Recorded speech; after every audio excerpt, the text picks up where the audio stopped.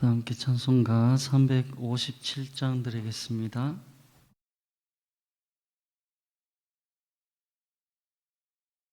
357장입니다.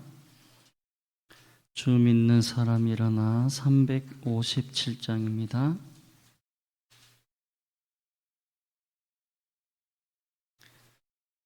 주 믿는 사람 일어나 다 힘을 합하여 이 세상 모든 마귀를 다 쳐서 멸하세. 저 앞에 오는 적군을 다 싸워 이겨라. 주 예수 믿는 힘으로 온 세상 이기네. 아멘. 믿음이 이기네. 믿음이 이기네. 주 예수를 믿음이 온 세상 이기네. 온 인류 마귀 괴휼로 큰 죄에 빠지니 진리로 띠를 띠고서 늘 기도 드리세. 참 믿고 의지하면서 겁없이 나갈 때 주 예수 믿는 힘으로 온 세상 이기네. 믿음이 이기네. 믿음이 이기네. 주 예수를 믿음이 온 세상 이기네. 끝까지 이긴 자에게 흰 옷을 입히고 또 영생 복을 주시니 참 기쁜 일일세. 이 어두운 세상 지나서 저 천성 가도록 주 예수 믿는 힘으로 온 세상 이기네. 아멘. 믿음이 이기네. 믿음이 이기네. 주 예수를 믿음이 온 세상 이기네. 아멘. 사도신경 신앙 고백 드리겠습니다. 나는 전능하신 아버지 하나님 천지의 창조주를 믿습니다. 나는 그의 유일하신 아들 우리 주 예수 그리스도를 믿습니다. 그는 성령으로 잉태되어 동정녀 마리아에게서 나시고 본디오 빌라도에게 고난을 받아 십자가에 못 박혀 죽으시고 장사된 지 사흘 만에 죽은 자 가운데서 다시 살아나셨으며 하늘에 오르시어 전능하신 아버지 하나님 우편에 앉아 계시다가 거기로부터 살아있는 자와 죽은 자를 심판하러 오십니다. 나는 성령을 믿으며 거룩한 공교회와 성도의 교제와 죄를 용서받는 것과 몸의 부활과 영생을 믿습니다. 아멘. 하나님 말씀 느헤미야 1장 말씀입니다.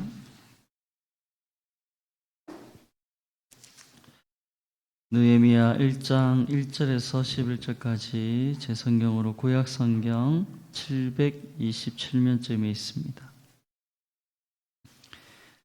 느헤미야 1장 1절에서 11절까지 말씀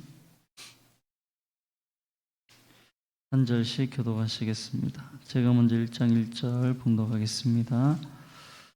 하가리아의 아들 느헤미야의 말이라. 아닥사스다 왕 제20년 기슬로월에 내가 수상궁에 있는데 내 형제들 가운데 하나인 하나니가 두어 사람과 함께 유다에서 내게 이르렀기로 내가 그 사로잡힘을 면하고 남아있는 유다와 예루살렘 사람들의 형편을 물은즉 그들이 내게 이르되 사로잡힘을 면하고 남아있는 자들이 그 지방 거기에서 큰 환난을 당하고 능력을 받으며 예루살렘 성은 허물어지고 성문들은 불탔다 하는지라. 내가 이 말을 듣고 앉아서 울고 수일 동안 슬퍼하며 하늘의 하나님 앞에 금식하며 기도하여 이르되 하늘의 하나님 여호와 크고 두려우신 하나님이여 주를 사랑하고 주의 계명을 지키는 자에게 언약을 지키시며 긍휼을 베푸시는 주여 간구하나이다. 이제 정의 주의 종들인 이스라엘 자손들을 위하여 주야로 기도하오며 우리 이스라엘 자손이 주께 범죄한 자들을 회복하오니 주는 귀를 기울이시며 눈을 여시사 종의 기도를 들으시옵소서.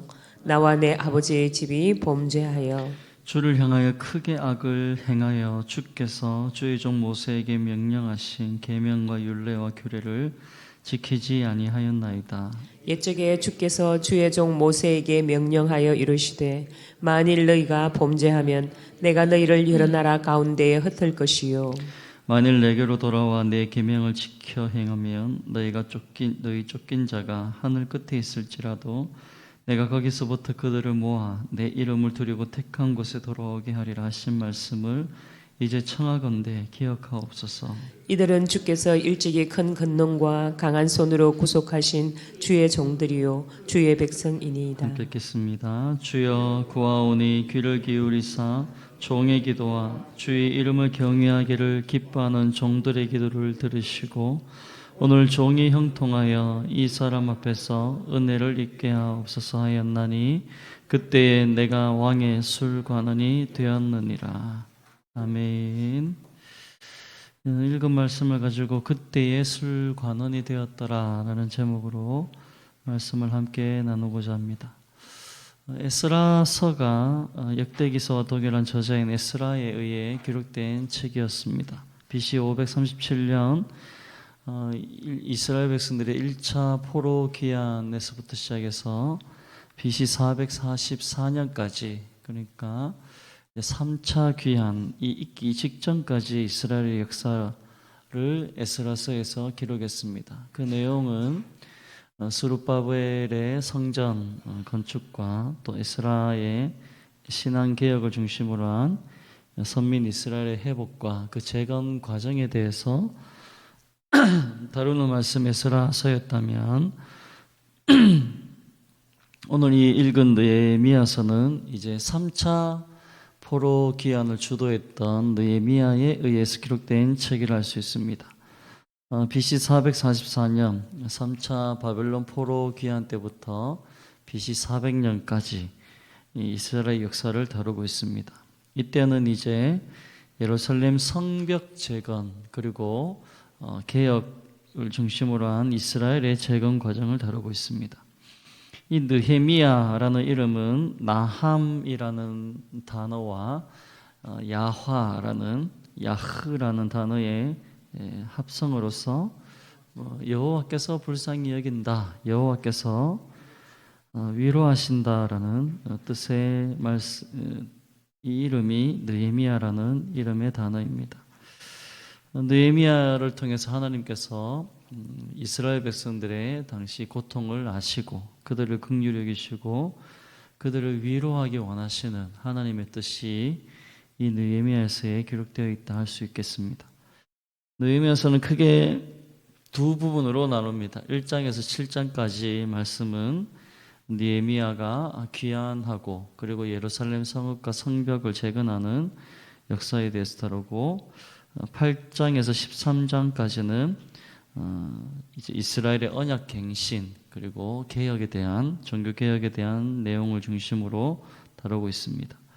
이때 종교 개혁을 통해서 나팔절, 초막절 그리고 성벽 낙성식이 거행되어졌고 또 잠시 느헤미야가 페르시아로 귀환했다가 다시 돌아와서는 이제 성전 정화 작업을 일으키고 또 11조 제도를 부활시키고 그 안식일 준수를 확립하는, 그리고 가장 중요한 것 중에 하나였던 이방인과의 통혼 문제를 말씀을 따라 해결함으로써 이스라엘 백성들의 혈통과 신앙의 순수성을 유지하는 데 느헤미야가 귀하게 쓰임받은 사람이라 할 수 있습니다. 오늘 읽은 1장 1절에서 11절까지는 당시 예루살렘 성읍과 성문이 불타고 회파된 이 소식을 들은 느헤미야가 백성을 위한 기도를 어떻게 했는가를 다루고 있는 내용입니다. 당시 페르시아 5대 왕이었던 아닥사스다 시대 때 느헤미야는 페르시아의 수상궁에서 왕의 수를 따르는 관원장으로 봉직하고 있었습니다. 아닥사스다 왕 20년에 예루살렘에서 온 하나니와 여러 형제들이 이 느헤미야에게 당시 포로 귀한 자들이 큰 어려움에 처해 있는 것은 물론이고 예루살렘 성읍이 회파되고 성문이 불탔다라는 이 소식을 전하고 듣게 됩니다. 느헤미야는 이 소식에 수일 동안 울며 슬퍼하며 금식하는 가운데 민족의 온전한 회복을 위해 기도합니다. 그러면서 자신이 그런 민족 회복의 기여가 될 수 있도록 하나님 앞에 간구했습니다. 본문 말미인 1장 11절에서 당시 왕의 술관원으로 자신이 봉직하고 있었음을 밝히고 있는데, 이런 그 스스로가 어떤 자유로운 몸이 아니라 왕에게 귀속되어 있는 몸이고, 그래서 하나님께서 이 왕의 마음을 움직여 주신다면 자신의 신분을 이용해서 이스라엘의 온전한 회복과 재건에 기여할 수 있음을 하나님 앞에 구했던 모습이 느헤미야의 모습이었습니다. 특히 이 하나니가 와서 느헤미야에게 가르쳐준 이 예루살렘 성 회파 소식은 과거의 어떤 바벨론에 의한 예루살렘 파괴가 아니었습니다. 이 성읍이 회파되고 성문이 불탔다는 이 소식은 지금 시대, 그러니까 아닥사스다 시대에 발생한 사건이었습니다. 페르시아 제국의 건설자라 할 수 있는 고레스가 포로 귀환의 칙령을 내렸고 예루살렘 성전이 재건하라는 그런 칙령에 따라서 1차로 귀환한 이스라엘 자손들은 대적의 방해를 받으면서도 BC 516년 예루살렘 성전을 재건했고, 그래서 어떤 선민의 정체성, 자신들은 하나님을 섬긴다라는 그 정체성을 회복할 수 있었습니다.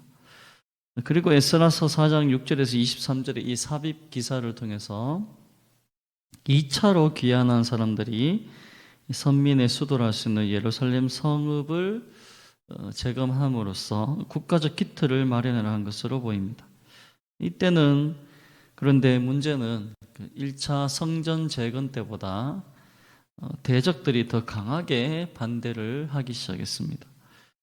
대적들은 아하수에로 왕과 또 아닥사스다 왕 때 계속해서 이스라엘 백성들이 이 예루살렘 성읍을 재건하는 것, 또 성벽을 재건하는 것을 반역이다라고 이렇게 고소를 했던 것입니다.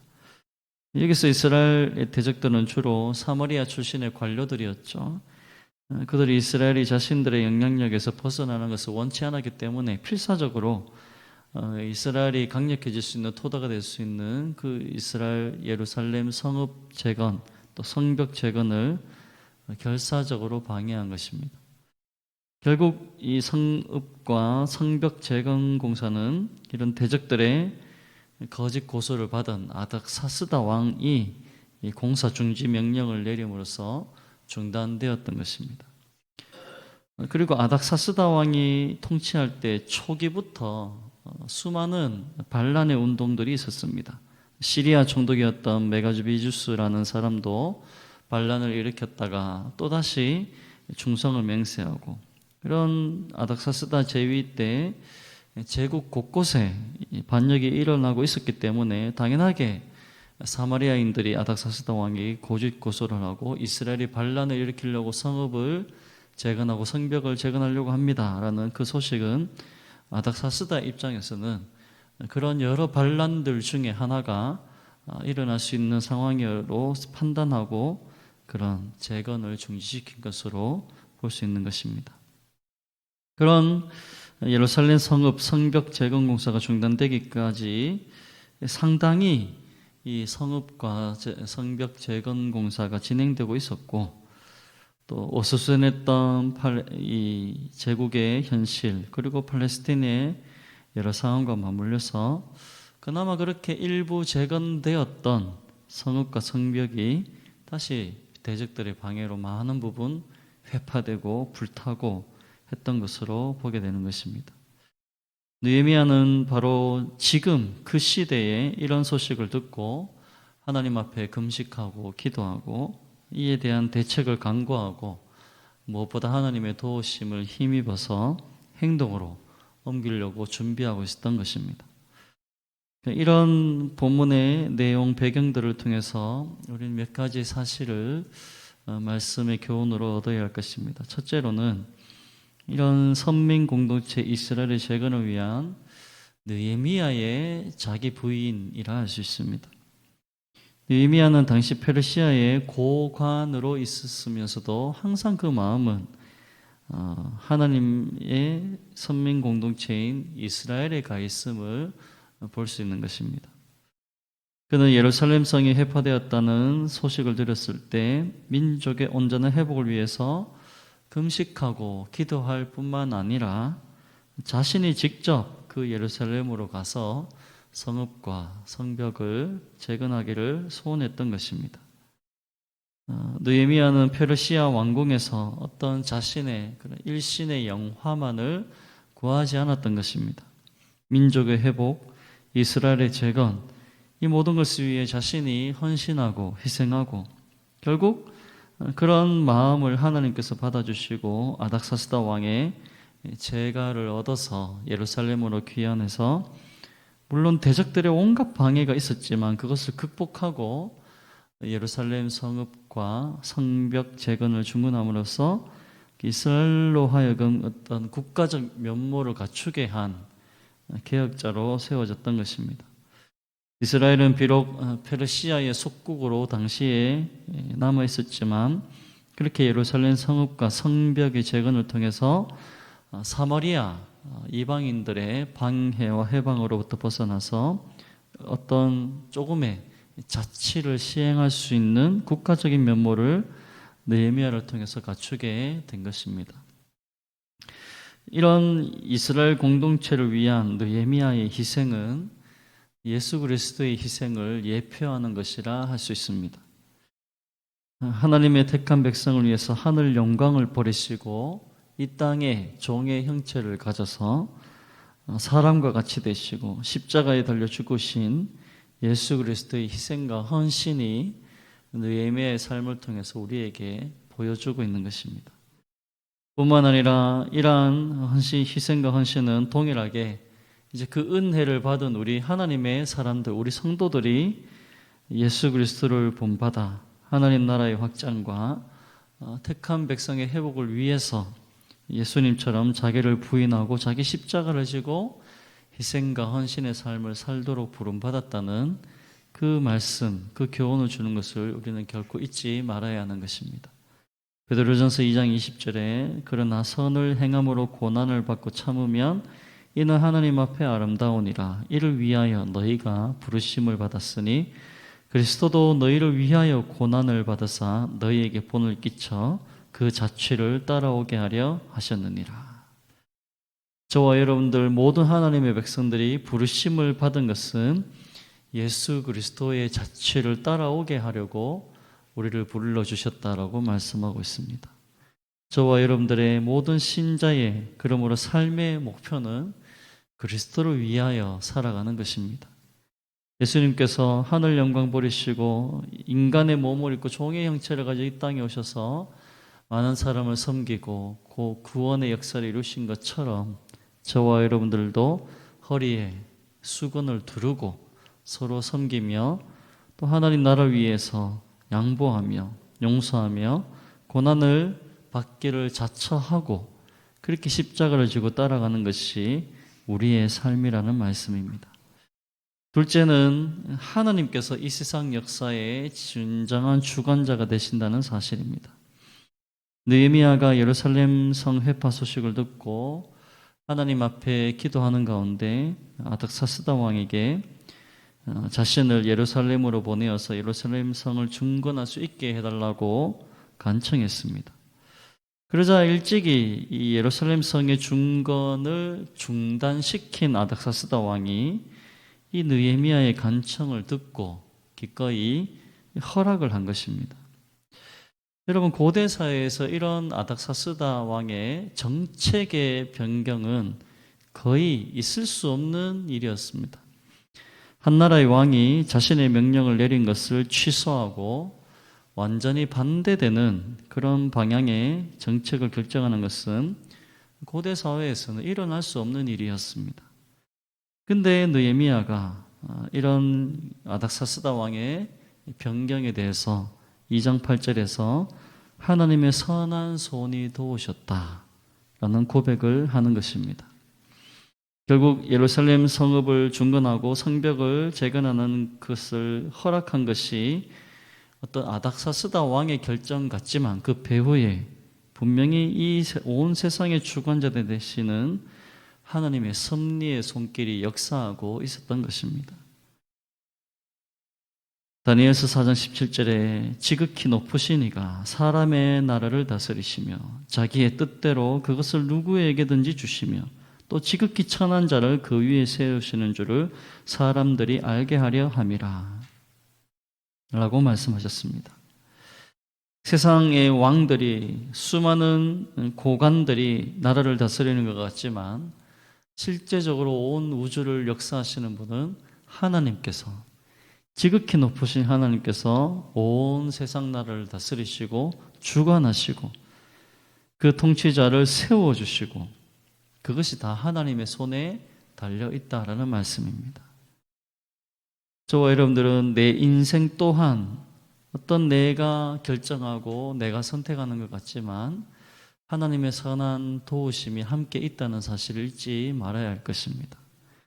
주의 지팡이와 막대기가 우리의 삶을 인도하시고 때로는 사망의 음침한 골짜기를 걷는 것 같은 그런 고난과 위기와 어두움의 시간이 있지만 그곳에서도 분명히 하나님께서 함께 하시고 계시고 하나님께서 친히 그 길 가운데 빛으로 역사해 주시는 것입니다. 고난이 짙을수록 성도는 더 하나님을 붙들고 빛 대신 주님 앞에 나아가 내 인생이 하나님의 손에 있구나, 하나님께서 더 명확하게 깨닫게 해주시는 것입니다.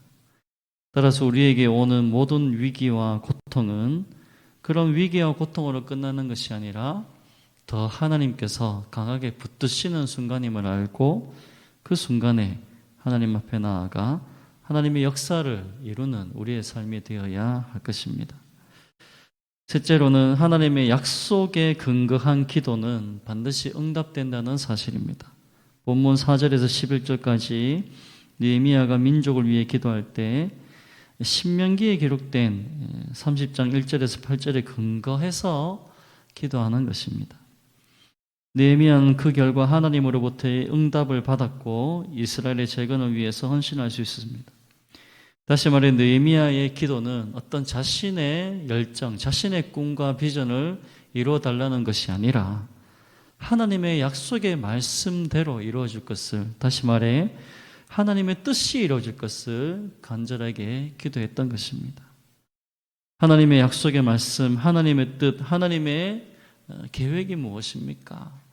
그 약속의 말씀을 붙들고 신뢰하는 자의 기도를 하나님께서 들어주시고 왕의 마음까지 움직이셔서 하나님의 그 약속은 분명히 이루어짐을 보여주신 것입니다.